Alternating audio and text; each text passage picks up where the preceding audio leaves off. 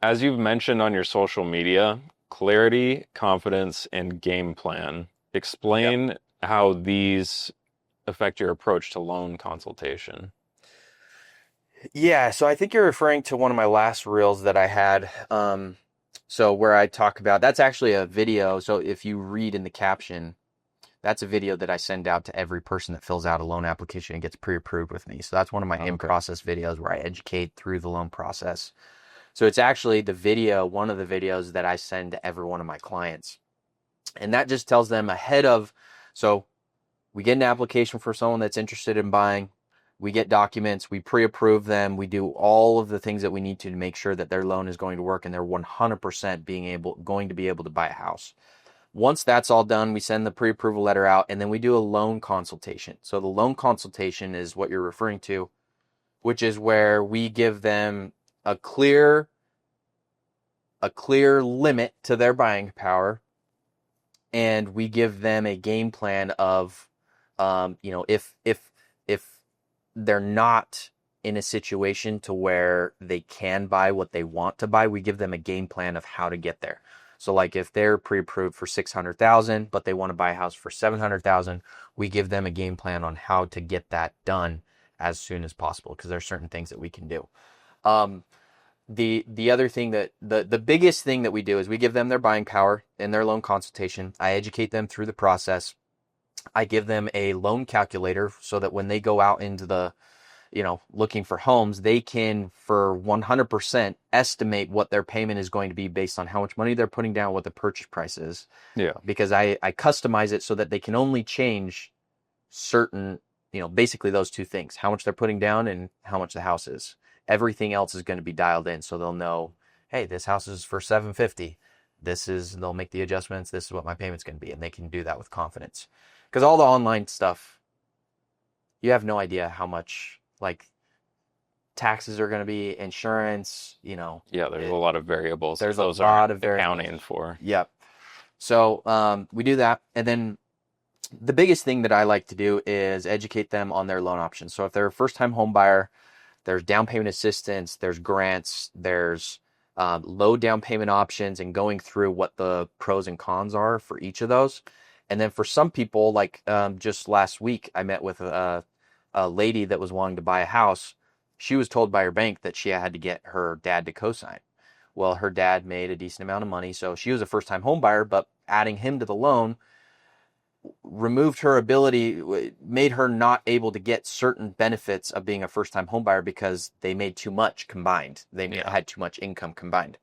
So what we did is we got them pre-approved. We removed dad from the application. We did it just in her name so that she could get a $2,500 free grant from Fannie Mae to apply towards her down payment. So that's free $2,500 just by removing dad. And then also get a cheaper interest rate, so about 1/4% cheaper interest rate, and to get cheaper mortgage insurance as well because she's a first-time home buyer. She was below certain income limits, and we were able to get her qualified, which apparently her bank wasn't able to.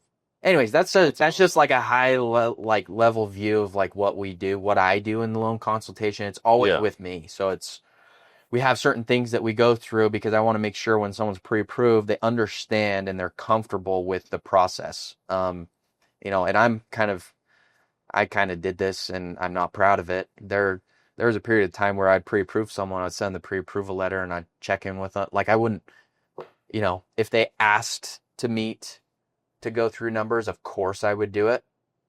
But now it's kind of like, I want every one of my buyers to have that meeting, that loan consultation, because I know how big of an impact it's going to make on their decision to buy, even, period, right? Yeah. Because we think everyone that gets pre-approved with us or that fills out, agents also, if they get a pre-approval, ooh, they're buying a house 100%, which isn't the case. Like there's a ton of people that I pre-approve that, for whatever reason decide that now's not the time to buy.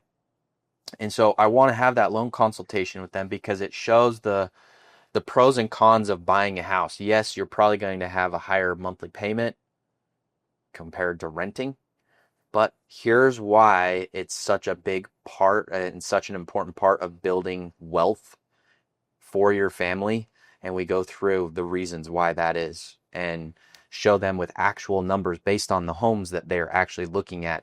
Hey, this is a forecast of what your home value is going to look like Yeah. and all that stuff. So there's a lot that goes into it, but that's just kind of what I like to do.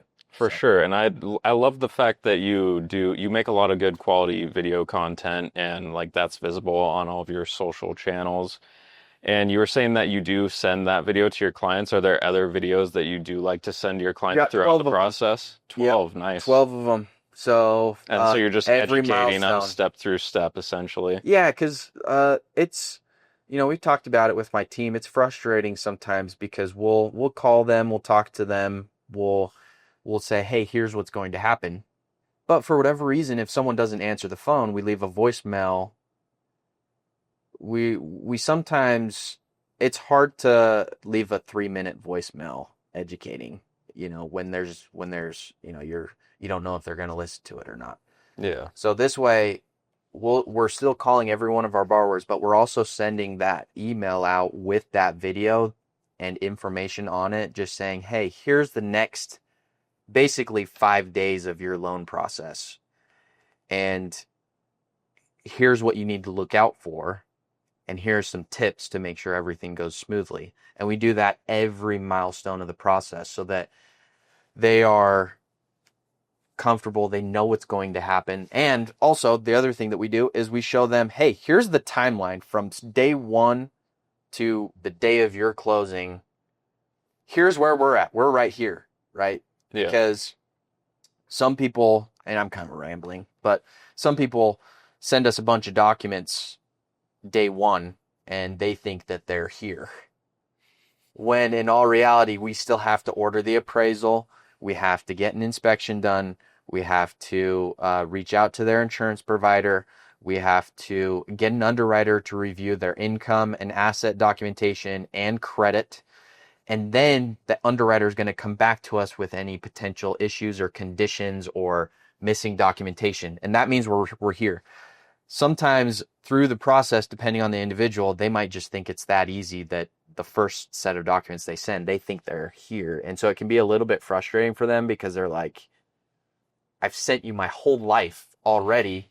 Why do you need another 3 things? Yeah. Just get it done already. That's kind of what they're thinking. Just like you can see how much money we have. Like you can see how much money I make. Like this should be a deal, like a no-brainer. Yeah.